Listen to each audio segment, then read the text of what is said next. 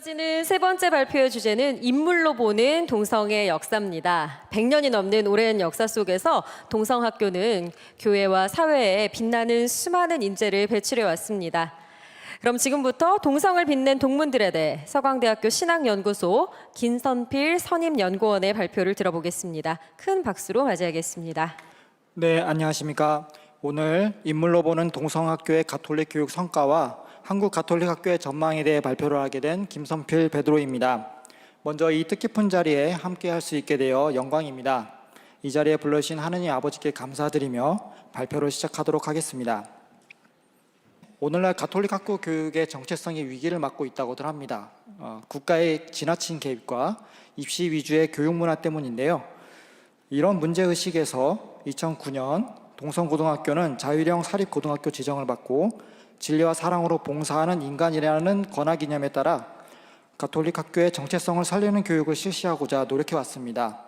하지만 이마저도 어려움을 겪게 됩니다. 결국 동성고등학교는 2021년 학교의 지위를 자사고에서 일반고로 전환하기로 결정하게 됩니다. 사실 동성고등학교는 한국교회 역사상 최초로 설립된 일반계 중등학교로서 한국 가톨릭 학교의 과거와 현재 그리고 미래를 이끌어 나가는 학교입니다. 그런데 이런 학교마저 가톨릭 학교의 정체성을 지켜나가는 것이 어렵다면 다른 가톨릭 학교들이 처한 상황은 어떨지 가늠하기 어렵습니다. 그렇다면 오늘날 한국 사회에서 가톨릭 정체성을 실현하는 학교 교육은 불가능한 것일까? 요한 보스코 성인께서는 교육은 마음의 일이라고 단언하셨습니다. 학교 안에 가톨릭 정신을 가진 교육자들이 하느님의 마음으로 학생들을 만난다면 국가의 규제나 경쟁 위주의 시대적 환경을 뛰어넘어 가톨릭 정신에 입각한 교육을 학생들에게 제공할 수 있을 것이라고 확신합니다. 사실 교육의 성과는 그 교육을 통해 양성된 인재를 보면 알 수 있습니다. 동성학교가 가톨릭 정체성에 입각해 교육을 실시해 왔는지 확인하려면 상급 학교에 입학한 학생들의 숫자보다는 출신 인재들의 면면을 살펴보는 것이 가장 정확합니다. 서울대교구가 동성학교를 인수한 지 100년이 지난 오늘 본 발표는 지난 100년간 동성이 배출해낸 인물들을 통해 동성학교가 추구해온 가톨릭 교육의 성과를 돌아보고자 합니다. 이를 통해 앞으로 동성학교와 한국 가톨릭 학교 교육이 나아가야 할 방향에 대해 고민하는 시간을 갖고자 하는 것입니다. 한국 가톨릭 학교의 사명은 복음화와 전인교육에 있습니다. 이러한 사명은 동성학교의 교육 목표에서 잘 드러나고 있습니다. 즉, 참되자, 부지런하자, 책임을 다하자는 교훈과 진리와 사랑으로 봉사하는 인간이라는 권학 이념, 그리고 동성이라는 교명에서 뚜렷이 드러나고 있습니다. 한편 동성학교는 한말 애국 계몽운동을 위해 설립된 소위학교로부터 애국 애족 정신을 이어받고 있습니다. 소위학교는 소위문, 즉 서소문과 서대문, 남대문 근처 유지와 주민들이 인재 양성을 위해 국권을 회복하고자 세운 민족 사학입니다. 이러한 애국 애족 정신은 소위학교의 권학 이념 속에 녹아들었고, 이는 1922년에 천주교회가 소위학교를 인수한 후에도 동성학교를 성장시키는 자양분으로서 면면이 이어져 내려오고 있습니다. 이처럼 동성학교는 가톨릭 정신과 더불어 애국 애족 정신의 요람으로서 지난 100여 년간 진리와 사랑으로 봉사하는 수많은 인재들을 배출해 왔습니다. 지금부터 지난 시간 한국 사회의 가톨릭 정신과 애국 애족 정신을 구현해온 자랑스러운 동성인들의 면면을 살펴봄으로써 동성학교의 교육 성과와 가톨릭 학교 교육의 미래상에 대해 논하고자 합니다. 다음은 가톨릭 학교 교육의 결실, 동성이 배출한 인물들입니다.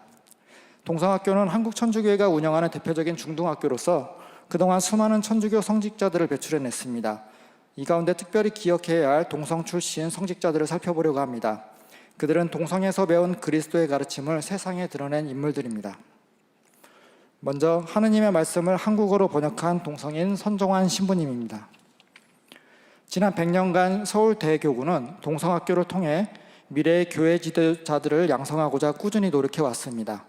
이러한 노력은 1929년경 동성상업학교의 을조과정, 즉 소신학교 과정이 생기면서 더욱 명료해졌습니다. 선종환 신부는 1930년에 동성상업학교 을조과정에 입학했고 1942년에 사제서품을 받았습니다. 이후 유학을 떠나 성사학을 공부했고요. 1953년에 귀국을 한 뒤 대신학교 교수로 임용되어 사제를 양성하고 성서학 연구에 매진하게 됩니다. 그는 1958년에 창세기를 한글로 번역했고 이후 여러 구약 성경들을 잇따라 번역했습니다. 이는 매우 의미 있는 작업이었는데요.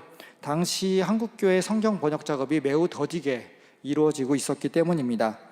특히 그는 개신교회 측과 공동 성경 번역 작업에 참여하여 교회 일치운동과 성경 보급에 혁혁한 공을 세우게 됩니다. 한편 당시는 수녀원에 들어가려면 일정 수준의 학력이 필요했습니다. 선종한 신부는 배우지 못한 여성들도 수도자의 삶을 원한다면 수도자로 살아갈 수 있기를 바랐고 이를 위해 성모, 영보, 수녀회를 설립했습니다. 그가 학교를 다녔던 일제강점기 시절 교회는 심각한 재정난에도 불구하고 학생들의 어려운 사정을 고려하여 무료 교육을 실시하고자 했습니다. 이러한 분위기에서 교육을 받은 선종한 신부가 배운 것이 없어 수도자가 될 수 없는 여성들을 위해 수녀원을 만든 것은 어찌 보면 자연스러운 일이라고 할 수 있겠습니다. 다음은 한국 천주교회사 연구의 기틀을 닦은 동성인 최석우 몬시녀르입니다. 최석우 몬시녀르는 1935년에 동성상업학교에 입학하였고 1950년에 사제 서품을 받게 됩니다. 그가 교회사 연구를 시작하게 된 것은 동성 선배이자 신학교 은사인 선종한 신부의 권고 때문이었습니다. 이에 최 몬시녀르는 유럽으로 유학을 떠났고 독일의 본 대학에서 조선에서의 첫 대목구 설정과 가톨릭교회 기원이라는 주제로 박사학위를 받게 됩니다.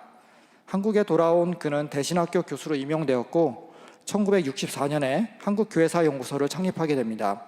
이후 교회사연구소를 통해 다양한 자료를 수집 정리하고 이를 자료집으로 간행하여 교회사 연구의 새로운 전기를 마련하게 됩니다. 특히 미텔 문서의 발굴과 번역은 한말에서 일제강점기에 이르는 시기에 한국 천주교회사를 이해하는 데 큰 도움이 되었습니다. 미텔 대주교가 작성한 일기에는 교회가 남대문 상업학교 즉 동성학교를 인수할 때 겪었던 어려움에 대해서도 언급되고 있어 동성 100년의 역사를 돌아보는 데도 매우 유익한 사료적 가치가 있습니다. 이처럼 최석우 몬시녀르의 선구자적인 교회사 연구 여정은 한국 천주교회사 연구와 그리고 동성학교의 역사를 정립하는 데 큰 기여를 했습니다. 다음은 한국인의 영원한 정신적 지도자가 된 동성인 김수환 추기경입니다. 김수환 추기경은 1935년에 동성상업학교 을조과정에 입학하였고 1951년에 사제서품을 받았습니다. 독일 민스터 대학에서 그리스도교 사회학을 공부하였으며 1966년에 마산교구장, 1968년에 서울대교구장에 임명되었고 1969년에 추기경에 서임되었습니다. 이후 제2차 바티칸 공의 정신에 따라 세상 속 교회라는 사목 목표를 세우고 사회 곳곳에서 고통받고 있는 사람들을 보살폈습니다. 때문에 그는 지금까지도 한국인이 가장 존경하는 인물로 꼽히고 있고요. 한국 교회 내에서는 그를 성인으로 추대하려는 10억 운동에 대한 논의가 이어지고 있습니다. 한편 김수환 추기경이 동성상업학교에 다니던 시절은 태평양 전쟁으로 일제가 한국인을 전쟁에 총동원하던 시기였습니다. 이런 상황에서 그는 민족주의적인 성향을 보이고 있었고 학교 측은 이를 보고도 묵인해 주었습니다. 김수환 추기경은 당시 상황을 다음과 같이 회고합니다. 선생님의 그런 얘기, 여기서는 일제의 탄압과 같은 얘기입니다. 그런 얘기를 들을 때면 피가 역류하는 듯 울분이 치밀고 마음이 혼란스러웠다. 그럴 때는 신학생이 아니라 나라를 빼앗겨 신음하는 백성이었다. 선생님들이 조국애를 부추긴 건지 아니면 정의감이 부쩍 자란 것인지는 모르겠으나 일제에 대한 울분이 치솟을 때마다 그 심정을 일기장에 토해놓곤 했다. 이러한 그의 성향은 민족자강운동으로부터 설립된 소위학교로부터 이어오는 동성학교의 애국애족적 학풍으로부터 영향을 받았을 가능성이 높습니다. 한편 김수환 추기경은 서울대교구장 재임 기간 동안 동성 중고등학교의 모 법인인 천주교 서울대교구 유지재단과 학교법인 가톨릭학원의 이사장을 맡아 동성학교의 성장을 위해 무던히 애를 썼습니다. 특히 그는 교회가 보다 적극적으로 학교 교육 사업에 매진할 수 있도록 1994년 9월에 학교법인 가톨릭학원을 설립하여 기존의 천주교 서울대교구 유지재단으로부터 학교 운영 조직을 분리시킵니다. 또한 그는 2005년 사립학교법 개정안에 반대 입장을 분명히 밝힘으로써 국가로부터 가톨릭 학교의 정체성과 종교의 자유를 지켜내기 위해 노력했습니다. 이렇듯 가톨릭 학교 교육을 향한 김수환 추기경의 정신은 동성학교가 가톨릭 학교로서 정체성을 유지해 나가는 데 큰 밑거름이 될 것입니다. 다음은 급변하는 사회 속에서 새로운 복음화와 교회의 가치를 추구한 동성인 염수정 추기경입니다. 염수정 추기경은 1956년에 중학교에 입학했고 1970년에 동성 선배인 김수환 추기경으로부터 사제서품을 받게 됩니다. 2001년에 서울대교구 보좌주교, 2012년에 서울대교구장에 임명되었고 2014년에 추기경에 서임됩니다. 염수정 추기경은 급변하는 사회 속에서 신자들의 신앙심을 고취시키기 위해 노력해왔습니다. 이를 위해 그는 교구장 재임 이후 2013년부터 매년 사목교서를 통해 전임교구장 정진석 추기경이 제안한 새로운 복음화가 교구 안에 실현될 수 있도록 끊임없이 신자들을 독려했습니다. 또한 2019년부터는 프란치스코 교황께서 강조하신 복음의 기쁨을 각 가정과 본당, 교구에서 살아갈 수 있도록 촉구하였습니다. 또한 염수정 추기경은 사회적 시류에 흔들리지 않고 교회가 추구하는 가치를 수호하기 위해 노력했습니다. 예를 들어 그는 낙태 찬성 분위기에 결연히 반대함으로써 생명 경시 풍조에 맞서왔습니다. 이러한 그의 행보는 한국교회가 급변하는 사회 속에서도 흔들리지 않고 빛과 소금의 역할을 다하는 데 밑거름이 되었습니다. 사실 새로운 복음화의 실현과 교회의 가치를 지키려는 염수정 추기경의 사명감과 노력은 보좌 신부 시절에 벌어진 한 사건 속에서 일찌감치 확인됩니다. 저는 이 사례를 접하면서 굉장히 감동적이었는데요. 말씀을 함께 공유를 하고 싶습니다. 1972년경 서울 당산동 본당 보좌 신부였던 염수정 추기경은 중고등부 학생들과 함께 인천의 한 섬에 여름 신학교를 떠나게 됩니다. 근데 이제 그날 밤 불량배들이 여학생들의 텐트를 덮치다가 발각되어 남학생들에게 두들겨 맞게 되는데요. 다음 날 아침 이제 복수를 하기 위해서 여러 명의 불량배가 흉기를 들고 그 장소에 와서 학생들을 위협했다고 합니다. 그때 당시 보좌 신부였던 염수정 추기경이 학생들 대신에 홀로 앞으로 나서면서 이렇게 말했다고 합니다. 나는 여기 인솔자이며 천주교의 신부요. 여기 학생들의 모든 일은 내가 책임지게 되어 있습니다. 모든 책임은 내게 있어. 그러니 바로 내가 가해자요. 나를 당신들 손에 맡길 터이니 여기 학생들은 손대지 마시오. 불량배 두목은 염수정 신부를 무릎 꿇린 뒤 학생들에게 두들겨 맞은 부하에게 야전삽으로 그를 때리라고 하였습니다. 하지만 야전삽을 든 불량배는 차마 염수정 신부를 치지 못하고 오히려 울면서 그에게 용서를 빌었다고 합니다. 이처럼 염수정 추기경은 자신에게 맡겨진 양떼와 교회를 위해 목숨을 바치는데 망설임이 없던 참 동성인이었습니다. 그것은 순교로 신앙을 증거한 집안 조상의 모범을 따르는 것이기도 하였습니다. 순교자의 후손인 염수정 추기경은 교구민들의 신앙생활을 위해 순교자에 대한 공경과 신심을 고취시키고자 노력했습니다. 대표적인 사업이 서서문 성지 역사박물관 조성 사업입니다. 서서문막 내거리는 19세기에 벌어진 박해로 총 82명의 천주교 신자들이 순교한 땅입니다. 염수정 추기경의 관심과 노력 끝에 서서문막 내거리는 2019년에 서서문 성지 역사박물관으로 다시 태어나게 됩니다. 한편 염수정 추기경은 동성중학교 재학 시절 고등학교 입학시험을 준비하는 과정에서 교회 기관지였던 경향잡지를 보고 사제가 될 결심을 하게 됩니다. 이 사례는 동성학교가 사제 성소의 못자리로서 많은 동성인들을 성소의 길로 초대하고 있었음을 알려줍니다. 이렇듯 이어져온 동성의 역사는 2010년에 예비 신학생반이 동성고등학교에 설치되면서 새로운 전기를 맞이하게 됩니다. 이 과정에서 동성 선배이자 학교법인 가톨릭학원 이사장이었던 염수정 추기경의 전폭적인 지지가 없었다면 동성고등학교 예비 신학생반의 설치와 운영은 아마 불가능했을지도 모르겠습니다. 사실 오늘 이 자리에 이 발표의 주인공인 염수정 추기경님께서 함께하고 계신데요. 언제부턴가 방송을 통해 추기경님을 이렇게 뵙게 되면 저희 어머니가 좀 떠오릅니다. 추기경님과 저희 어머니는 비슷한 연배시거든요. 평생을 우리 교회를 위해 헌신해 오신 추기경님의 모습 속에서 평생 저 같은 아들을 위해 헌신해 오신 어머님의 모습이 느껴지기 때문인 것 같습니다. 추기경님 우리 한국교회와 함께 해주셔서 정말 감사드립니다. 다음은 동성의 빛을 받아 세상을 비추는 동성인들입니다. 동성학교는 진리와 사랑으로 봉사하는 인간을 양성하기 위해 끊임없이 노력해왔습니다. 그 결과 많은 동성인들이 한국 사회의 누룩으로서 제 역할을 다해왔습니다. 첫 번째로 한국 만화의 대부 고우영 화백입니다. 고우영 화백은 동성고등학교 32회 졸업생입니다. 학교에 다니던 시절 추동성이라는 필명으로 만화계에 입문하게 됩니다. 그의 필명은 동성고등학교에서 따온 것인데 그의 만화 세계에서 동성이 빠질 수 없는 이유가 여기 있습니다. 그는 임꺽정, 수호지, 삼국지 등 중국과 한국의 고전을 재해석한 연재물을 연달아 발간하여 한국을 대표하는 만화가로 우뚝 서게 됩니다. 그는 만화라는 매개를 통해 우리나라의 과거와 현재를 가장 한국적으로 표현한 천재 만화가이자 한국 만화의 대부로 평가받고 있습니다. 한편 동성학교는 다른 공립학교들과는 달리 서울대문구가 학교를 인수할 당시부터 학생들에게 종교를 강조하지 않았고 천주교 분위기에 자연스럽게 익숙해지도록 할 뿐이었습니다. 이러한 분위기 속에서 학교를 다닌 학생들은 오랜 시간이 흘러 천주교에 입교하는 경우가 적지 않았다고 합니다. 고우영 화백의 경우가 그러했습니다. 그는 50대 중반이 되어 세례를 받고 성당을 다니기 시작했습니다. 이후 동성에서 뿌려진 복음의 씨앗이 조금씩 꼽히기 시작하여 많은 청년들을 사제 성소의 길로 이끈 A.J. 크로닌의 천국의 열쇠를 만화로 각색하여 출간하기도 하고요. 또 홍문택 신부님과 협업하여 교리책 밖의 교리 이야기 시리즈의 그림을 그리기도 하였습니다.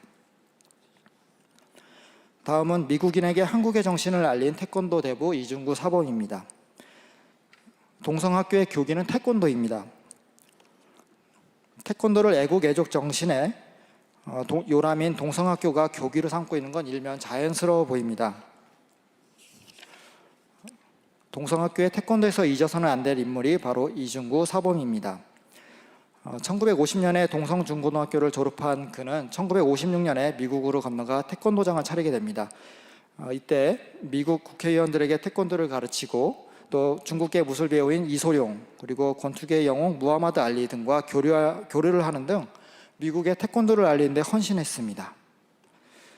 이처럼 그는 우리 민족 고유의 무도인 태권도를 미국 사회에 널리 전파하고 미국 지도층의 모범이 됨으로써 한국인의 정신을 온몸으로 증명해 보였습니다.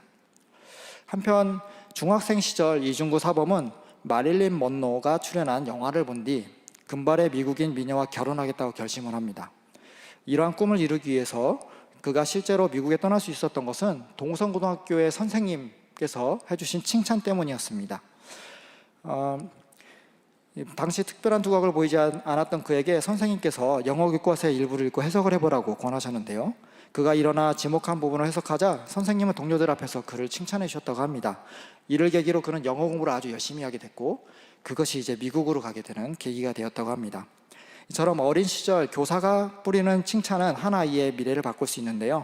그 긍정적인 사례가 이 동성학교의 사제지간에 벌어졌던 것입니다. 다음은 진리와 사랑으로 봉사하는 영화배우 안성기입니다. 안성기 씨가 최근 혈액암 투병 사실을 알려왔습니다. 안성기 씨의 쾌유를 위해서 많은 분들께서 기도로 함께 해주시기를 부탁드립니다. 안성기는 우리나라의 대표적인 영화배우이자 동성 43회 출신입니다. 아버지를 따라서 5살 때인 1957년에 영화계에 데뷔했고 지금까지 60년 이상 배우로서 국민들의 끊임없는 사랑을 받고 있습니다. 어린 시절 얻게 된 인기로 혼란스러웠던 그를 붙잡아준 것은 동성고등학교였습니다. 그렇게 젊은 날의 방황을 끝내고 영화계로 돌아온 그는 수십 편의 영화에 출연하면서도 그 흔한 구설에 휘말리는 법이 없었습니다. 이처럼 자타공인 누구나 인정하는 훌륭한 배우이지만 그는 과연 훌륭한 배우는 어떤 배우일까라는 질문을 스스로에게 던지는 겸손한 배우이기도 했습니다. 이러한 그의 모습 속에서 진리와 사랑으로 봉사하는 인재 양성이라는 동성학교의 건학 이념이 떠오릅니다. 실제로 안성기의 통역을 일주일간 맡았던 일본인 무라야마 도시오는 그의 인품에 반하게 되어 그의 평전을 직접 쓰기까지도 합니다. 그리고 안성기는 오래전부터 봉사활동과 자선행위를 이어오고 있습니다. 안성기는 교회의 사람이기도 했습니다. 예를 들어서 2005년에 황우석 교수가 배아줄기 세포 생산에 성공했다고 발표를 했을 때 정진석 추기경은 황우석 교수의 연구활동을 적극 반대하여 많은 사람들로부터 비난을 당하게 됩니다. 이런 상황에서 정진석 추기경은 안성기에게 서울대교구 생명위원회 생명홍보대사를 맡아달라고 부탁하게 되는데요. 이때 그는 한치의 만서림도 없이 수락했다고 합니다. 당시 상황에 대해 그는 걱정이 없지 않았지만 교회에 순명하는 마음이었다고 회고하게 됩니다. 자신에 대한 사회적 평판과 이익을 뛰어넘어 진리에 봉사하는 동성인의 모습을 보여주는 언행입니다. 다음은 위인들을 통해 삶의 의미를 찾아주는 전기작가 이충렬입니다. 작가 이충렬은 우리나라에서 찾아보기 힘든 전기작가로서 한국 전기문학의 새로운 지평을 연 인물로 평가받고 있습니다. 그는 동성 46회 출신입니다. 그는 2010년 간송 전형필을 시작으로 천년의 화가 기몽도 등의 전기물을 연달아 출간함으로써 우리 사회에 잘 알려지지 않거나 제대로 알려지지 않았던 위인들의 생애를 독자들에게 새롭게 드러내 보였습니다. 한편 그는 교회 인문에 대한 전기집필에도 공을 들이고 있습니다. 그렇게 출간된 작품이 김수환 추기경 1, 2권이었습니다. 이어서 이태석 신부의 일대기를 그린 신부 이태석, 그리고 우리나라 최초의 사제인 성 김대건 신부의 전기 김대건 조선의 첫 사제를 연이어 출간했습니다. 그런 이러한 교회 위인전을 통해 한국 천주교회 구성원들이 교회 위인들의 생애를 쉽게 접하고 이를 통해 삶의 의미를 찾아나갈 수 있도록 이끌고 있습니다. 이 점에서 그의 교회 위인전은 동성 선배 최서구 monsignor과는 또 다른 차원에서 한국교회 역사를 기록하고 있으며 또 그것을 대중들이 보다 쉽게 이해할 수 있도록 전기의 형태로 책을 출간하고 있다는 점에서 차별성을 가지고 있습니다. 이처럼 동성학교는 한국 교회사 연구 및 교회사 저술의 기틀과 방향을 선도적으로 제시하는 인물들을 지속적으로 배출하고 있다는 점에서 한국교회에 큰 기여를 하고 있습니다. 다음은 빛나는 동성을 일궈낸 스승들입니다.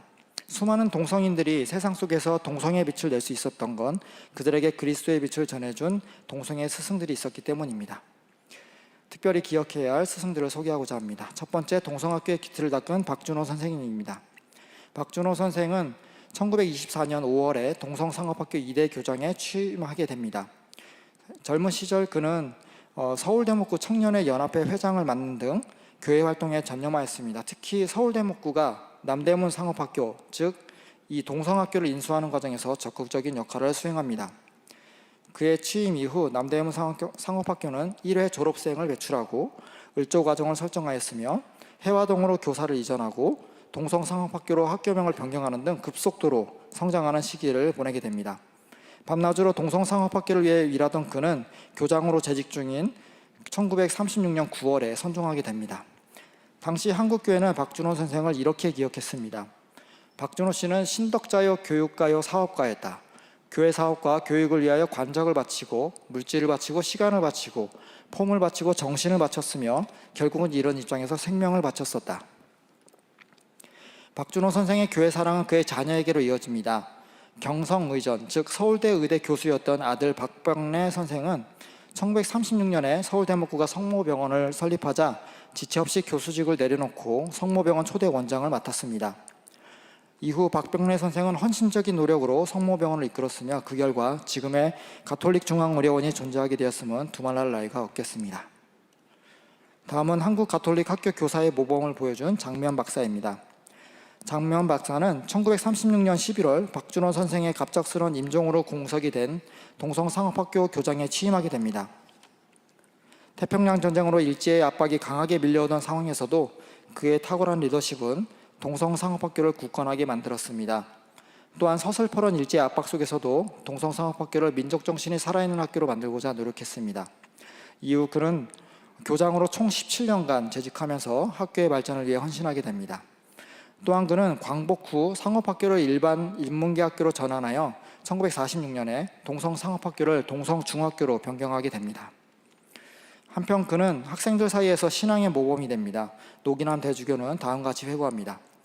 그는 언제나 궁극의 목적을 종교 거기에 두었다. 그는 모든 일을 은연중에 신앙의 정신으로 이끌었다. 교장직에 있으면서도 모든 행동과 교육 방법을 그리스도 정신으로 전교의 목적의식에 투철하여 자연히 학생들도 그의 신앙적 교육에 감화되어 많은 학생들의 이를 본받아 입교하기도 하였다.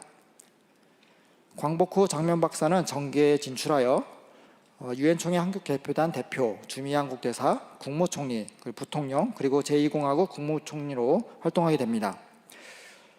그의 정계 활동을 통해 확연히 드러난 민주주의를 향한 그 신념은 그가 몸담아온 동성학교에 그대로 살아남아 있었습니다. 예를 들어 1960년에 일어난 4.19 혁명에서 동성학교 학생들은 목숨을 걸고 시위에 나섰던 것입니다.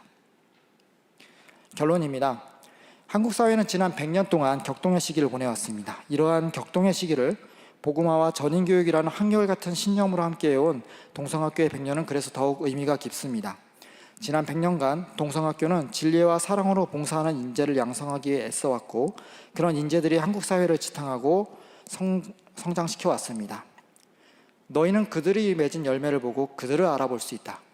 앞서 살펴본 동성인들은 개인의 이익보다는 민족과 교회를 우선하고 자신이 속한 공동체를 위해 헌신할 줄 아는 인물들이었습니다. 이는 제2차 바티칸 공의회의 선언을 떠올리게 합니다.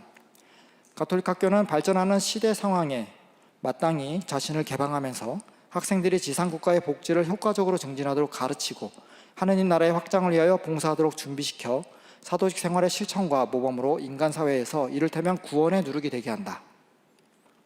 지금까지 우리는 동성이 배출해낸 인물들의 면모를 통해 제2차 바티칸 공의회가 제시하는 가톨릭 학교상을 구체적으로 돌아볼 수 있었습니다. 그것은 급변하는 시대 상황 속에서도 가톨릭 정신을 잃지 않으려고 노력해온 가톨릭 학원과 동성학교 구성원 모두의 노력 덕분입니다. 뿌리 깊은 나무는 모진 비바람 속에서도 자리를 떠나지 않습니다. 그렇게 제자리를 지킨 덕분에 나무는 많은 열매를 맺으며 수많은 새들이 깃들이는 생명의 요람으로 자리하게 됩니다. 강한 바람으로 나무가 뿌리채 뽑히기도 하지만 그 바람을 견뎌내면서 뿌리를 더 깊이 내릴 수 있는 것입니다. 오늘 입시 위주의 교육 현실과 규제 일변도의 국가교육 정책이라는 비바람이 동성학교를 비롯한 한국 가톨릭 학교에 불어오고 있습니다.